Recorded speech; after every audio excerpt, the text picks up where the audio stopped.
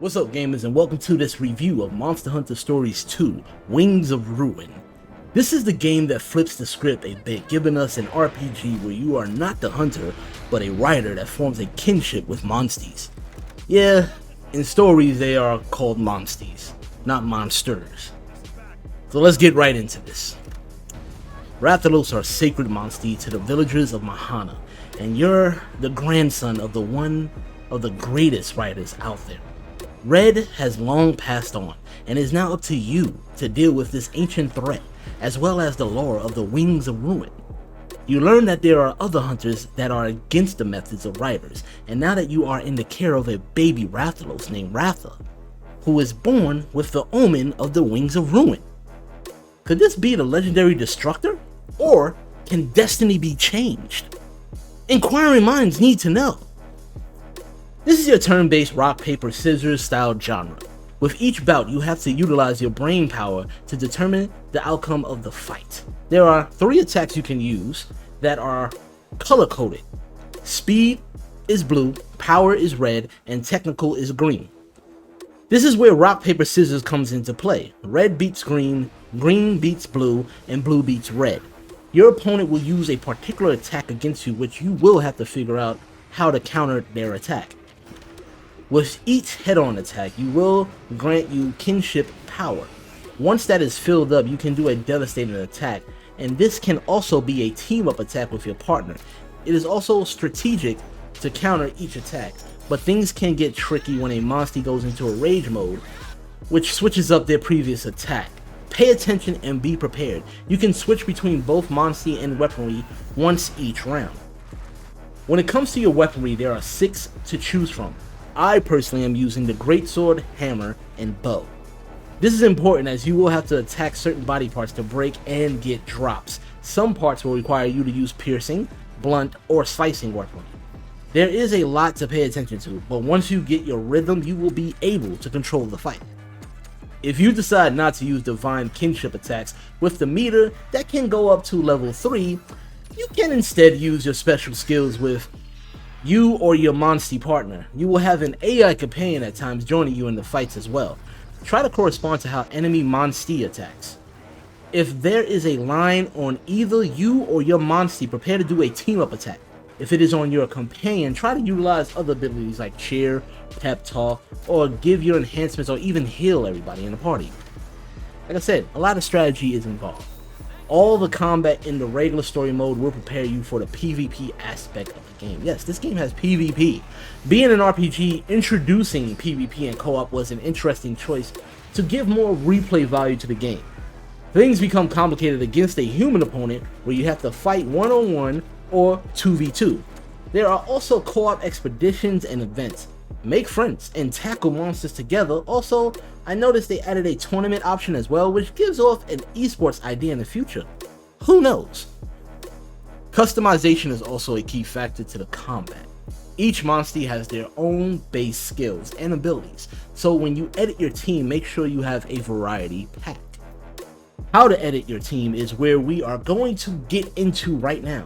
If you visit any rest area with a quest board, there is a palico in front of a barn.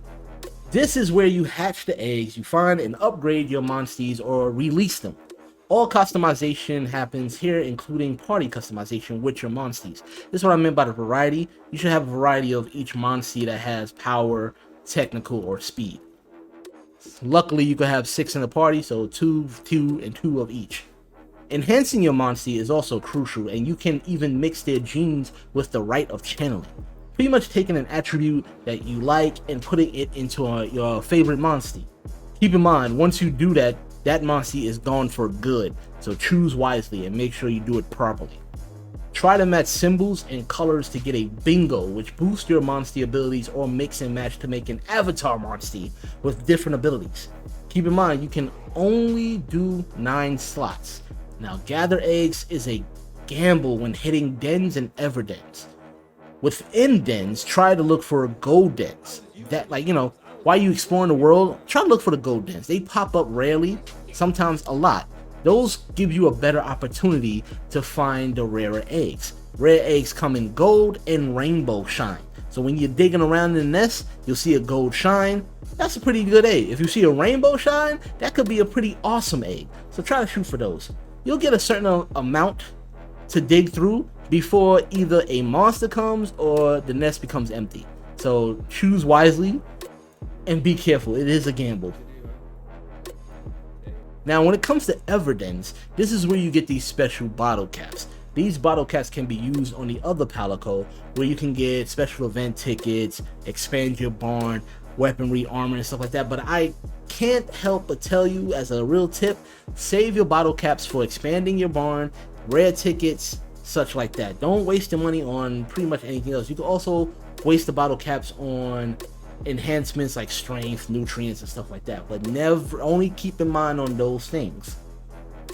Same as in previous Monster Hunter titles, you fight monsters, gain their drops, and build weapons and armor. Same rules apply here from Stories 2. There will be some grinding, but that is natural to max out your gear and weaponry. Monster Hunter Stories 2 Wings of Ruin is such a beautiful game, with great sound design and unique monsters all over the world. The best part is the intriguing characters you meet and team up with, especially your companion who speaks for you, named Navarro. He's an annoying little thing, but he's cute, and then he does some pretty good dad jokes sometimes. But still, your character does not speak. Navarro is your avatar and speaks for you. So it's pretty interesting. He pervades your emotions. I especially enjoy the action-packed cutscenes that drive the story further, even with the mixture of serious and comedic antics. Not bad.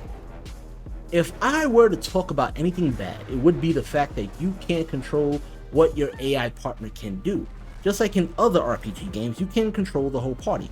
Not in Monster Hunter Stories 2. That character is AI controlled, and you just have to hope for the best. It is completely computer controlled and can get annoying when they pick the wrong moves, and that's right, you have 3 hearts in a fight. 6 in total if you have a companion. Now, if you're doing everything right, that's great. You haven't lost any hearts, but your companion can mess things up. Pick the wrong moves, do the wrong things, and just be targeted by the monster at all costs. And once their hearts are gone, it's pretty much, it's not game over, but you lose the fight and you have to start all over. Pretty much find wherever that monster was again, because it'll take you back to the camp that's closest to that area. And it's quite annoying to trek all the way back. Like, oh my god, it's so freaking. Luckily, there is fast travel options. You can find little umbrella stations around the map to get those fast travel points. And also, no, I'm not gonna say that one. That's a spoiler. I don't want to give that one away. That's actually pretty cool. I want to try to be surprised, like, yo, you can do that. Exactly. But anyway, back to what else. Being that it is an RPG, you will have to deal with the annoying side quests. No, it's an RPG. I understand this is the formula, but God, it is so annoying to deal with the certain people that either ask you to wear certain armor sets so you can be a fashion show for them, or get certain eggs. And I'm like, the reward is not really that great at the end of the rainbow. So please, developers, make the side quests more meaningful or something. Jesus, it's like these tedious fetch quests. I don't like them. I never did. It's getting annoying. Redundant even. God. Monster Hunter Stories 2 Wings of Ruin is a fantastic experience with a better improvements from the first game. It is an interactive anime with great personality. Being that they added a co-op feature to keep the game going was a smart move. Also, if you played the trial version, you can move your save data over to the main game. That is pretty darn awesome. And that being said, Monster Hunter Stories 2 Wings of Ruin gets 4.5 out of 5 paws. Check it out right now, and thanks for viewing the review. Be sure to check out our full written review that goes more in depth, and be sure to hit that like and subscribe button, smash that notification bell, and as always, writers, beast out.